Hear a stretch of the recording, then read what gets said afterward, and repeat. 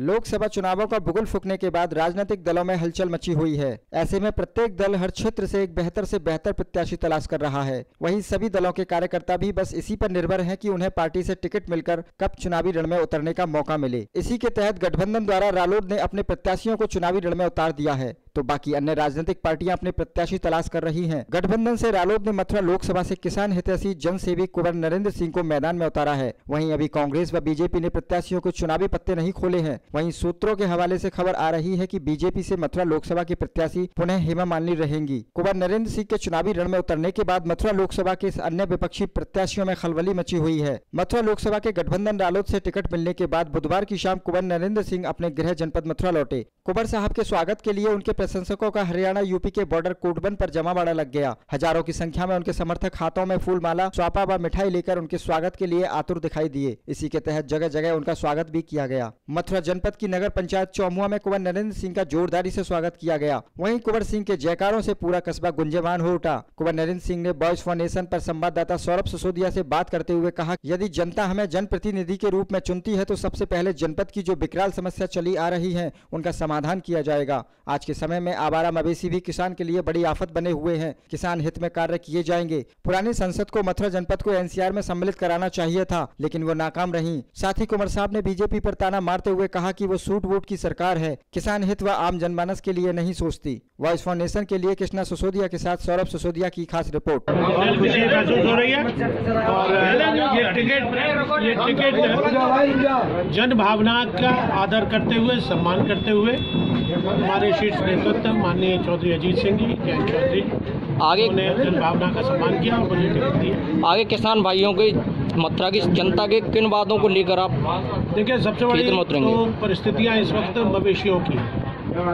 किसान इस वक्त रात में खेतों की रखवाली करता है, रात में जवान लड़के करते हैं, उनके परिजन करते हैं, दिन में बड़े बूढ़े करते हैं। जैसा कि अब से पहले मोदी लहर दिख रही थी मथुरा में, लेकिन आपके आ जाने के बाद ठाकुरवाद के युवाओं को आपकी तरफ झुकाव दिख रहा है। इस बारे में क्या कहना चाहोगे?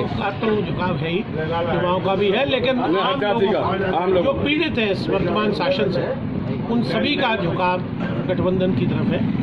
धर्मनिरपेक्ष ताकतें सब एक है। सांप्रदायिक शक्तियां जो हमको जात वर्ग और धर्म में बांटने की कोशिश करती है वो अलग है। आप युवाओं के लिए क्या संदेश देना चाहोगे अपनी तरफ से? कुछ सबसे बड़ी युवाओं की बेरोजगारी की समस्या है। मोदी जी भी जब पिछली बार आए थे तो उन्होंने 2 करोड़ लोगों को रोजगार देने की युवाओं को बात की। मैं नहीं सोचता 200 लोगों के लिए जितने उद्योग कारखाने थे या जमीन से के जो कारोबार में बच्चे जुड़े हुए थे वो और बेरोजगार हो गए। जैसा कि बीजेपी उद्योगपतियों की सरकार मानी जाती है, जब आप सूट बूट की सरकार है, जब आप अम्बानी अडानी, जब आप सांसद के पद पर चुने जाते हैं तो आप किन हितों में कार्य करेंगे? तो गरीब की बात करूंगा, किसान की बात करूंगा, मजलूमों की बात करूंगा, मजदूरों की बात करूंगा, युवाओं की बात करूंगा। जो मुख्य मुद्दे हमारे यहाँ पर देखिए क्या है, सबसे बड़ी बात लोग समझते नहीं। टाट ट्रोपोजियम की वजह से यहाँ जितने भी उद्योग थे स्मोक प्रोड्यूसिंग, वो सब बंद कर दिए। अब तो एक धार्मिक नगरी और पर्यटक की एक नगरी है। सबसे बड़ी जो हमारी जो सांसद रही हेमा मालिनी जी, उनसे बड़ी अपेक्षाएं थी, क्योंकि यहाँ पार्षद से लेकर और प्रधानमंत्री तक एक ही दल का है। इस जनपद को एनसीआर में नहीं शामिल करा पाई वो मथुरा को। अगर ये एनसीआर में शामिल हो जाता तो अपने आप सरकार की बहुत सी नीतियां, बहुत से फंड्स बिना मांगे ही इसको मिल जाते। तो आप बुलंदशहर हो गया, मुजफ्फरनगर हो गया, आप जयपुर हो गया, बीच में मथुरा रह गया। आप विजय प्राप्त करते हैं कि आपके द्वारा ये कदम उठाया जाएगा? ये मैं बिल्कुल प्रयास करूंगा और ये जनता के लिए जो सुविधा हो सकेगी, जनता के हित के जो काम हो सकेंगे।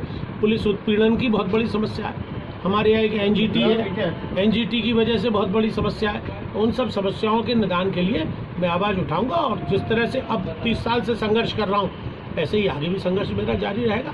और अगर हम सत्ता में आए, यूपीए की सरकार बनी, हमारा ये दल घटक दल यूपीए का है, महागठबंधन का है, अगर इसकी सरकार बनी तो फिर बल्ले ही बल्ले है, सब काम होंगे आपके, क्यों चिंता करते हैं?